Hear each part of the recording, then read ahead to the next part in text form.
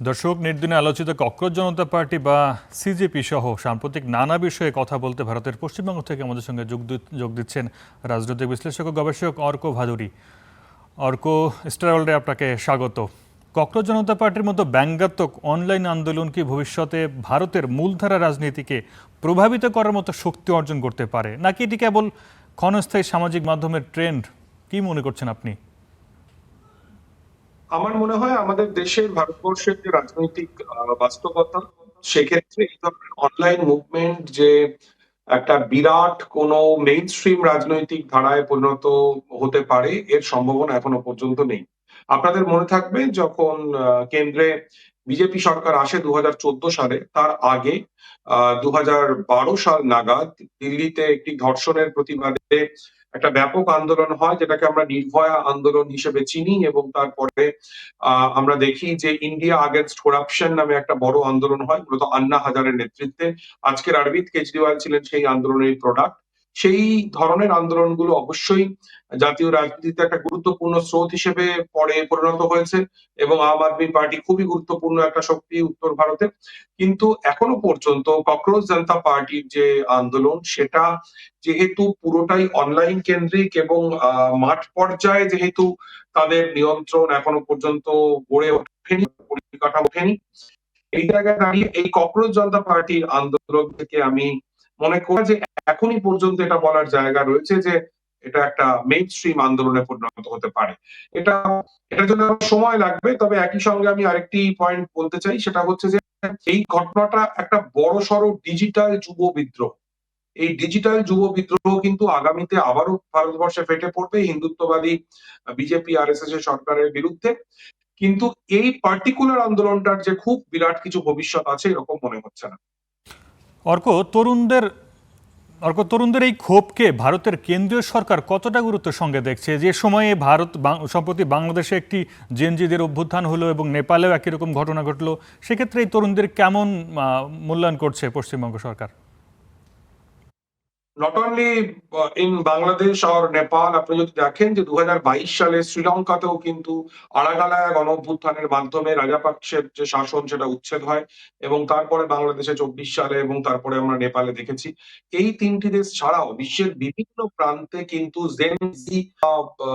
Gen Z শব্দবন্ধটা খুব smart এবং নতুন, কিন্তু আসলে তো তরুণ প্রজন্মের একটা সংগঠিত বিক্ষোভ এবং একটা না বলতে চাওয়া, এবং এটা কোনো একটা বিশেষ সরকারকে নয়, গোটা ব্যবস্থাকে না বলতে চাওয়া, এই প্রবণতা গোটা বিশ্বজুড়েই আসলে ছড়াচ্ছে। ভারতবর্ষের ক্ষেত্রে আমাদের বর্তমান কেন্দ্রীয় সরকারের একটা বড় নিশ্চয়তার জায়গা ছিল যে তরুণ প্রজন্মের যে মস্তিষ্ক, যে তাদের যে ভাবনা, তাদের যে থট প্রসেস, সেইটার উপরে বর্তমানে কেন্দ্রীয় সরকারে যারা ক্ষমতাসীন রয়েছে তাদের একটা বড় নিয়ন্ত্রণ রয়েছে, হিন্দুত্ববাদী শক্তির বড় নিয়ন্ত্রণ রয়েছে। এটা তাদের একটা বড় ভরসার জায়গা ছিল। এটা বলা যেতেই পারে যে গত কয়েকটি ঘটনায় কিন্তু সেই ভরসার জায়গাটা টাল খাচ্ছে, ভরসার জায়গাটা ভেঙে যাচ্ছে। এই ককরোচ জনতা পার্টি যেরকম একটা খুব গুরুত্বপূর্ণ প্রতিবাদ, তেমনি আপনারা নিশ্চয়ই খেয়াল করেছেন কিছুদিন আগে উত্তর ভারতে একটা বিরাট শ্রমিক আন্দোলন হয়, নয়ডার শ্রমিক আন্দোলন। সেটাও কোনো মেইন স্ট্রিম বিরোধী রাজনৈতিক দলের নেতৃত্বে হয়নি। সেই আন্দোলনটাও কিন্তু ব্যাপক সংখ্যায় কম বয়সী শ্রমিক, তাদের পার্টিসিপেশনের উপর ভিত্তি করে হয়েছিল। কাজেই সরকার এটাকে খুব গুরুত্ব দিয়ে দেখছে, এবং সরকার যে গুরুত্ব দিয়ে দেখছে এটা স্পষ্ট বোঝা যাচ্ছে যে ককরোচ জনতা পার্টির যে এক্স অ্যাকাউন্ট সেটা ভারতবর্ষে ইতিমধ্যে বন্ধ করে দেওয়া হয়েছে। এবং সরকারকে গুরুত্ব দিতেই হবে, কারণ আপনারা জানেন যে এই মুহূর্তে এক্সে ফলোয়ার সংখ্যার বিচারে ভারতের সবচাইতে বড় রাজনৈতিক দলের নাম কংগ্রেস বা বিজেপি নয়, ককরোচ জনতা পার্টি। কাজে প্রচুর সংখ্যক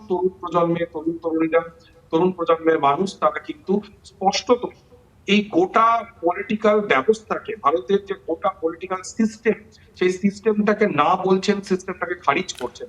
কাজেই সরকার অবশ্যই অর্ক, আরেকটি প্রসঙ্গ একটু যেটা ছোট করে জানতে চাই। পশ্চিমবঙ্গের পর দিল্লি রাজ্য সরকারও এই বাস্তবতার মধ্যে নতুন করে পশু কোরবানির বিষয়ে নিষেধাজ্ঞা দিয়েছেন। সংখ্যালঘু মুসলমানদের ঈদুল আজহার ঠিক আগ মুহূর্তে এই ধরনের নিষেধাজ্ঞা আসলে বিজেপি সরকার কি ধরনের বার্তা দিতে চাইছেন বলে আপনি মনে করেন?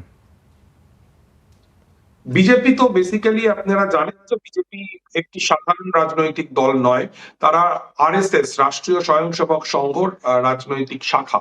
এবং সেই জায়গা থেকে 1925 সালে, আজ থেকে 101 বছর আগে, ভারতবর্ষে একই সময়ে কমিউনিস্ট পার্টি এবং আরএসএস তাদের পথ চলা শুরু করেছিল। এবং আজকে 100 বছর পেরিয়ে আসবার পর আরএসএস এর যে স্বপ্ন, হিন্দু রাষ্ট্র কায়েমের স্বপ্ন, সেই স্বপ্ন বাস্তবায়নের দিকে আরএসএস দৃঢ় পদক্ষেপে এগিয়ে যাচ্ছে। এবং আমাদের যে সংবিধান, আমাদের সংবিধান কিন্তু, আমাদের দেশ একটা ধর্মনিরপেক্ষ দেশ, আমাদের সংবিধান ধর্মনিরপেক্ষতার কথা বলে। পশ্চিমবঙ্গে যিনি নতুন মুখ্যমন্ত্রী হয়েছেন মিস্টার শুভেন্দু অধিকারী, তিনি সরাসরি প্রকাশ্যে নির্বাচনী প্রচারে ধর্মনিরপেক্ষতার বিরুদ্ধে বলেছেন, মাইনরিটি কমিউনিটি মুসলিমদের বিরুদ্ধে কথা বলেছেন। এবং সেই জায়গায় দাঁড়িয়ে আমরা এটা বুঝতে পারি, যদিও এই শুভেন্দু অধিকারী বা বিজেপির নেতারা আমাদের ধর্মনিরপেক্ষ সংবিধানের নামে শপথ নেন, কিন্তু তারা আসলে হিন্দু রাষ্ট্র কায়েম করতে চান। সেটাই তাদের পলিটিক্স, সেটাই তাদের পলিসি।